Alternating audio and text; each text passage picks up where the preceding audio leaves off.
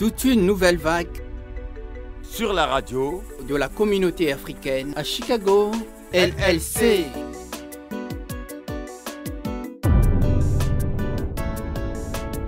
Un voyage dans ce rêve avec Charles Christian Bimpoudi dans une si belle part dans ce rêve. Dans l'originalité, il y a l'origine. C'est pas un rêve qui devient réalité. Plutôt, c'est la réalité qui devient rêve. L'artiste, poète, philosophe, écrivain, il vit dans sa peau comme un génifère, avec la complicité de John Lewis sur la radio de la communauté africaine. LLC. Ah ah ah, Sukana Mutuya. Bonjour. Je viens de loin, voire de bien plus loin que ma conscience, que nul à ce jour ne saurait la imaginer. Il y a comme une odeur nauséabonde qui affecte depuis quelque temps notre planète et qui n'a rien à voir avec un dérèglement climatique, encore moins avec la couche d'ozone. Dans le contexte mondial actuel, contexte dans lequel on nous a entraînés, on nous a mis, bien malgré nous, et face à une réalité dont les hommes dotés du bon sens ne peuvent la faire fi. Voilà que les grandes puissances et non les grands de ce monde se complaisent là dans leur rôle de tour de passe-passe, véritable chaise musicale, à abrutir plus d'un opportuniste de nos supposés chefs d'État pour nous entraîner dans leur théâtre de folie bergère à guichet fermé. Ils ont montré au monde, aux yeux du monde, de quoi ils étaient réellement capables après avoir sacrifié tant de générations depuis nos indépendances. Une tragédie humaine qui fait montre de mauvaise foi d'essais tout-puissants que pour l'appât du gain facile. Les clauses favorables qui nous ont été imposées au crépuscule de nos indépendances ont fini là par torpiller la volonté de nos populations, contrairement à ces nègres de service qui continuent à se la jouer en tant que président de République bananière. Et la géostratégie par la nouvelle redistribution des cartes est bien loin de nous arranger et nous fait replonger là dans les méandres de l'histoire du continent africain et plus particulièrement de l'homme noir.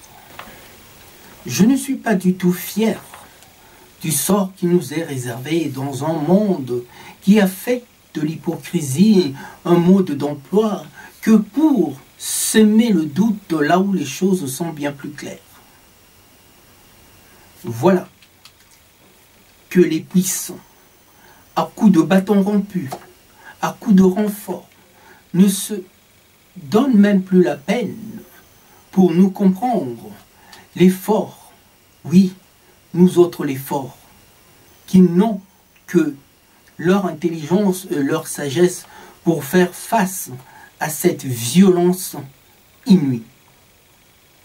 Je ne les considère pas comme étant tout-puissants, ceux-là même qui usent uniquement de leurs armes de destruction massive à la place de leur cerveau.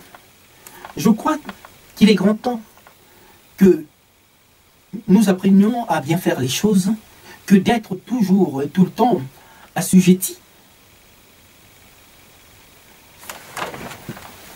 à la place de leur cerveau. Je crois qu'il est grand temps que nous apprenions à bien faire les choses et à bien faire la part de choses, que d'être tout le temps assujettis pour ne jamais exister comme des hommes libres de droit dans une société qui se veut et se dit modèle. je ne vois pas la quote-part de l'homme noir, où tout tourne autour des mêmes, et cela me semble en rien déranger cet établissement. L'Afrique n'a pas le droit d'exister si ce n'est qu'à travers les travers de l'histoire dont elle est encore attachée bien malgré elle. Frappée par un appauvrissement tant souhaité par les soi-disant maîtres de ce monde qui vont là à l'encontre de toutes les valeurs qu'ils sont censés mettre en avant. Nous sommes tous aujourd'hui focalisés sur l'enfer ukrainien au point d'oublier le cauchemar des Africains qui en ont plus qu'assez, plus que marre de cet état de fait qui ne semble plus émouvoir personne. Il est temps que l'Afrique entre dans le jeu des enjeux afin là de faire valoir ses prérogatives en tant qu'un continent riche en ressources minières, mais aussi humaines. Les États africains ne devraient pas prendre part et prendre parti sur ce qui se passe pour faire le jeu de l'un ou encore moins de l'autre, mais juste s'en tenir au droit et mettre en évidence la Charte universelle des Nations Unies.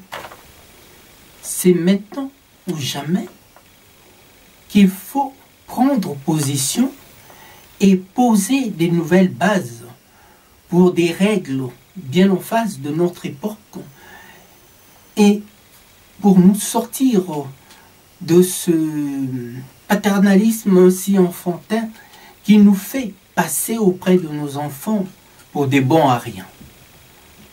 Je ne suis pas d'humeur à entrer dans ce jeu de plus vilains tours auxquels se sont attachés et abonnés un plus grand nombre de nos chefs d'État. Oui, de nos chefs d'État africains, bien que je ne sois là qu'un citoyen du monde, très allergique aux pires injustices qui soient. Toute une nouvelle vague sur la radio de la communauté africaine à Chicago, LLC.